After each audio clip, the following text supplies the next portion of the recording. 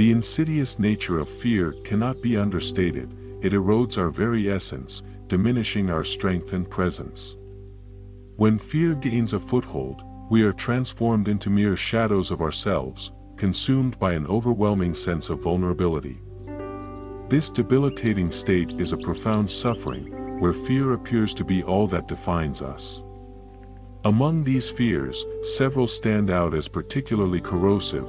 Firstly, the fear of rejection is a tormenting specter that haunts many, instilling a paralyzing dread of being spurned by others. This fear skews our interactions and relationships, embedding a persistent anxiety about our worthiness and belonging. Similarly, the fear of insanity looms large.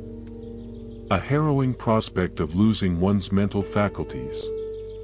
The mere possibility can be destabilizing, breeding incessant worry and detracting from one's quality of life. Lastly, the existential dread of becoming nothingness, a void without identity or consciousness, gnaws at the soul, leading to a profound existential crisis. Each of these fears individually contributes to a diminished life experience, fraught with anxiety and hindered by avoidance. The collective weight of these fears can be suffocating, making it seem impossible to breathe freely or live fully. Curiously, a unique and rather unconventional method has been proposed to mitigate these fears, transferring them onto another willing individual. This approach suggests that by shifting one's fears onto someone who has agreed to bear them, one can potentially liberate oneself from their heavy burden.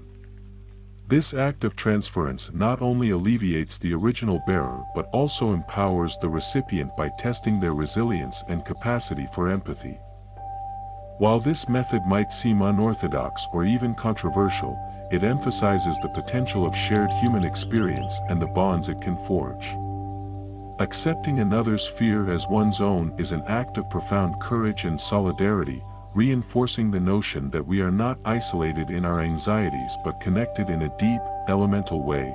Therefore, while we inherently possess the seed of non-fear, or abhya, which offers us refuge and strength, the practice of transferring fear introduces a communal path to overcoming our deepest insecurities. By engaging in this shared journey, we not only confront our own fears but also contribute to a collective reservoir of courage and compassion. This method, though radical, could redefine our interactions with fear, turning them from solitary struggles into a unifying, communal challenge.